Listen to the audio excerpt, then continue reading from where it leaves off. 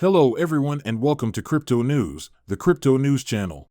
Today we are going to talk about a category of cryptocurrencies that is on the rise. We are also going to talk about Dogecoin. I am going to talk to you about FTX. We have news and an article from the Wall Street Journal. We will also talk about decentralized finance and a new protocol that has risen to first place.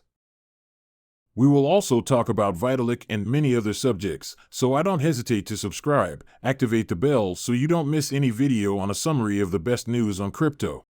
Let's start with the course of cryptocurrencies.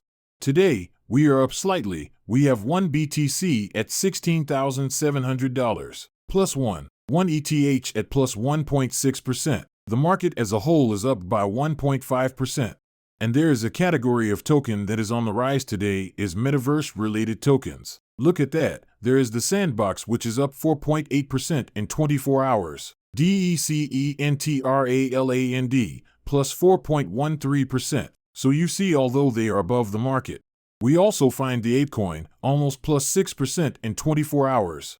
We also have AXS, which is up more than 5.59%. You can see this theme which is pumping up a bit, and I will give you the reason. Why is it exploding today? No, the truth, we don't know. We do not know why. There are not always reasons for the rise or fall of a cryptocurrency. It can be an investor who decides to mass buy an index of cryptocurrencies. And what could lead to the rise of metaverse crypto? He can have lots of different reasons. In any case, I have no information on this increase in particular, but I have plenty of other information, in particular on certain things to be expected. You know, the inflation figures. Every time I give you the new inflation figures in the United States, it often has an impact on the price of cryptocurrencies.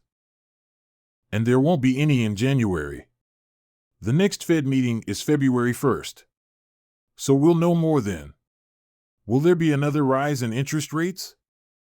Probably. The question is how fast. Are we talking about an increase of 0.5%, 0.25%, 0.75%? I imagine it should be 0.5%. We'll see by then.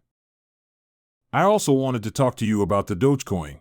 Foundation Dogecoin just announced that they were going to allocate 5 million Doge, so roughly $360,000 for the development of the Dogecoin. For the developers, let's say it is to encourage people to come and contribute to the development of Dogecoin. It's not much, $360,000, but it's already not bad. Update Dogecoin. There will be $500,000 that are going to be distributed to the Dogecoin contributors who participated in coding. And even if it is a small contribution, users can be rewarded. Hopefully that allows to contribute to the development of the whole crypto ecosystem, because anyway, the open source code, there are major innovations that appear on it could be used on crypto, so it remains good news. Now I wanted to talk to you about the Wall Street Journal. They just published an article on SBF and on the history of FTX. Let's say what happened. And above all, it shows that the problem started long before the fall of FTX, long before this November 2022. A priori SBF, it has been having problems for some time. It actually tells the story of how SBF was able to get the first millions to be able to trade. And in fact, it was thanks to a movement called effective altruism that he joined this movement. It is a set of ideas on how to give money. We will say how to maximize its impact to give money, and we will say the strategy has accumulated as much money as possible, and regardless of the means to then give much later. So here it was for him to be a billionaire, to touch billions to then distribute them finally. He never went to the end because he stole. He lost all the money in question. In fact, he enlisted the co-founder of Skype, whose name is Tallinn. He gave her $100 million loan, and that's how Alameda was able to have lots of assets under management to trade and try to make money. But in the end, it didn't go as planned. Tallinn trying not to ask for his prize back after a while. Suddenly, they ended up with only $30 million. They had still made gains, but they lacked the funds to be able to really go beyond what he wanted to do, and their trading strategy, which is sometimes very expensive. They explained the trade they were able to make with Bitcoin level arbitrage in Japan. It brought them $30 million, but that also cost a lot of money, a lot of capital to do this type of trade, and in fact, as a result of the disappearance of their investors. They sponsored the first Binance Blockchain's week for $150,000. They went to seek the full of investors by promising them yields of the order of 15 to 20% annually. That's when we see this type of return promised by a centralized actor without any description of how he obtains this return. It is still very reminiscent of a Ponzi based on decentralized finance. Everyone can see what it is. It's more reassuring. We see how the return was created. It wasn't and they were able to get some money. They were then able to raise funds to create FTX. Then we know the rest of the story. They used the money to put it on Alameda. Because Alameda did not have a liquidation lock, he could borrow as much as he wanted. Here, don't hesitate to look at this article from the Wall Street Journal. I'll put it in the description. Please let me know in the comments if I forget. Now let's talk about hacking with Certic. Certic is a crypto, cybersecurity, but really crypto-oriented audit firm. He has just published a summary of the security incidents in December 2022. We find many of most of the incidents that I told you about. But what is interesting is that the volume in December of the funds stolen is not than $62 million, which is actually negligible compared to the rest of the year.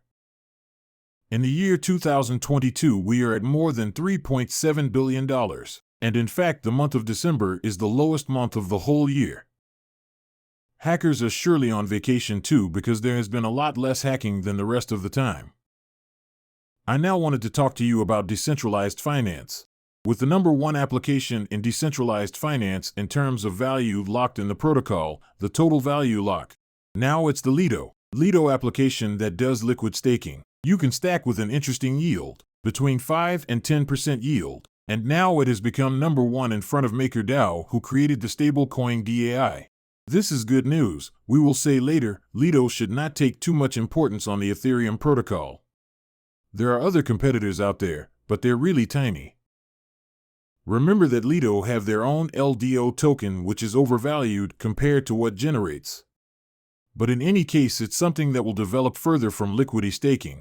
It's really the very beginning, and many other competitors should come soon. There is also Coinbase, which has launched with liquid staking. And finally, a little info on Vitalik, who just tweeted. He said, "I'm bullish for the year 2023, for the basic rollup scaling. The scaling of the network thanks to Level 2 solutions, which will make it possible to reduce transaction fees on Ethereum, and thanks to EIP 4844 this update, which will really allow rollups to develop, to have greater bandwidth to simplify, and to carry out a greater number of transactions per second with less transaction fees. It is a very good thing. The second point is more complicated. It's more around the centralization of Tier 2 solutions. They are extremely centralized. He thinks that in 2023, we should move towards more decentralization. So here's what I had to tell you today about the crypto ecosystem. I hope you enjoyed the content. Don't hesitate to subscribe, to like, and see you in the next video.